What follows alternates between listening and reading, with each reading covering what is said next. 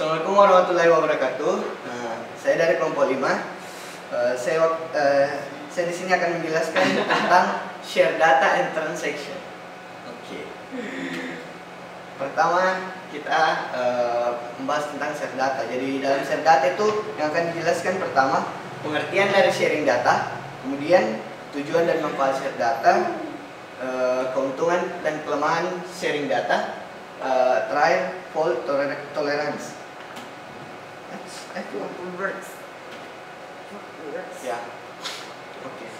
Pertama pengertian dari sharing data. Jadi dalam sistem terdistribusi terdapat beberapa komputer yang saling terhubung satu sama lain dalam sebuah jaringan, sehingga diperlukan yang namanya share data, sehingga antara komputer satu dan komputer yang lain dapat mengakses file atau data dari komputer yang lain. Jadi disinilah fungsinya share data dalam sistem terdistribusi. Nah, ini contohnya, misalnya user di komputer A dapat menggunakan laser printer yang dimiliki oleh komputer B. Sebaliknya, user di komputer B dapat mengakses file yang ada di komputer A.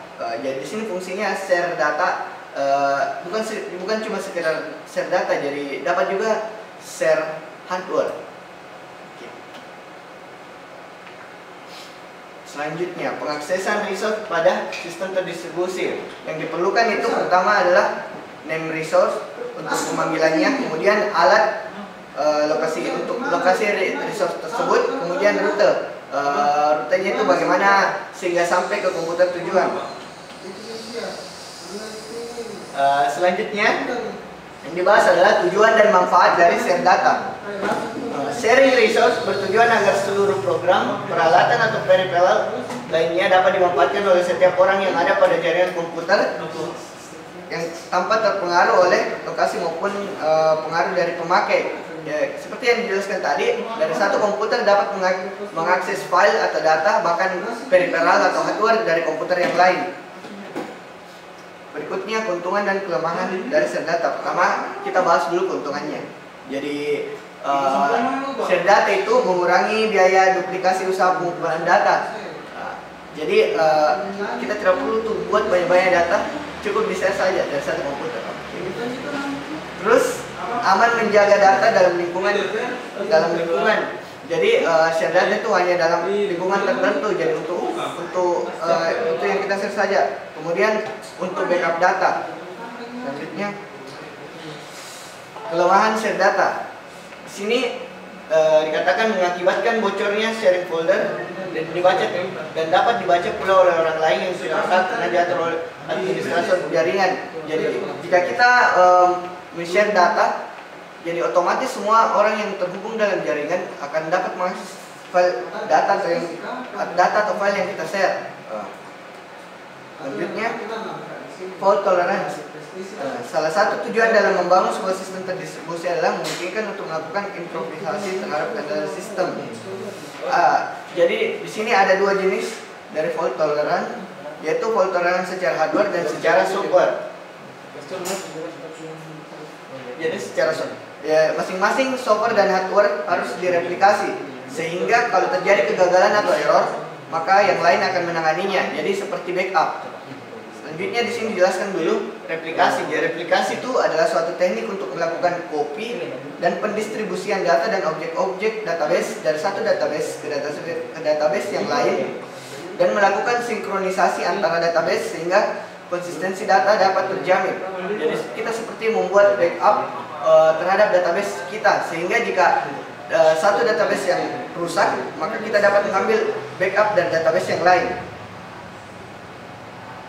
Selanjutnya, sistem harus mendeteksi kegagalan dan melakukan tindakan dasar sebagai berikut. Jadi tindakannya itu pertama, mask the fault, menutupi kegagalan.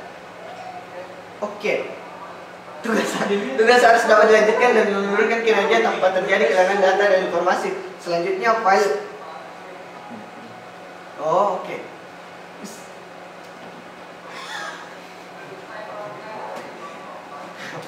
Selanjutnya, fail gracefully. Jadi membuat suatu antisipasi terhadap suatu kegagalan ke suatu prosedur yang telah direncanakan.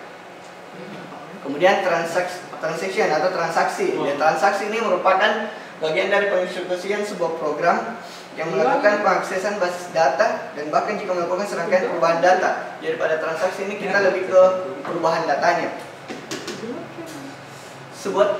Sebuah transaksi berpeluang untuk mengganggu integritas basis data yang dapat membuat kondisi atau hubungan antara data tidak seperti seharusnya, jadi dapat mengacaukan. Di sini ada sifat-sifat dari transaksi. Pertama, atomik, di mana semua operasi dalam transaksi dapat dikerjakan seluruhnya atau tidak sama sekali. Kedua, konsisten, di mana eksekusi transaksi secara tunggal harus dapat menjamin data tetap konsisten setelah transaksi berakhir. Kemudian terisolasi, jika pada sebuah sistem basis data terdapat sejumlah transaksi yang dilakukan secara bersamaan, maka semua transaksi dilakukan harus dapat dimulai dan harus dapat berakhir. Kemudian bertahan, di mana perubahan data yang terjadi setelah sebuah transaksi berakhir harus dapat bertahan jika seandainya sistem menjadi mati. Kemudian sebuah transaksi dapat menghasilkan dua kemungkinan. Pertama, jika dilaksanakan lengkap seluruhnya, transaksi tersebut telah dicommit dan basis data mencapai keadaan konsisten baru. Kedua, jika transaksi tidak sukses, maka transaksi dibatalkan dan basis data dikembalikan keadaan sistem sebelumnya atau rollback. Nah, jadi sini status-status yang dapat dicapai dari sebuah proses transaksi. Pertama, aktif, merupakan status awal atau initial state sebuah transaksi yang menunjukkan transaksi tersebut masih dieksekusi. Kemudian berhasil sebagian atau partial committed, itu keadaan yang dicapai transaksi terjadi pada saat operasi terakhir dalam transaksi selesai dikerjakan. Kemudian gagal atau failed, yang merupakan keadaan di mana sebuah transaksi terhenti pengeksekusiannya. Kemudian batal atau abort, di mana transaksi dianggap belum dikerjakan atau tidak dikerjakan sama sekali. Kemudian yang terakhir, berhasil atau committed, di mana transaksi itu telah berhasil, dinyatakan berhasil. Oke, kita kembali dulu ke rollback tadi. Jadi proses dari rollback itu mengulangi pelaksanaan transaksi atau restart, kemudian mematikan transaksi atau proses kill. Nah, demikianlah dari transaksi saya. Demikianlah presentasi saya. Berdasarkan kesalahan, mohon maaf. Wassalamualaikum warahmatullahi wabarakatuh.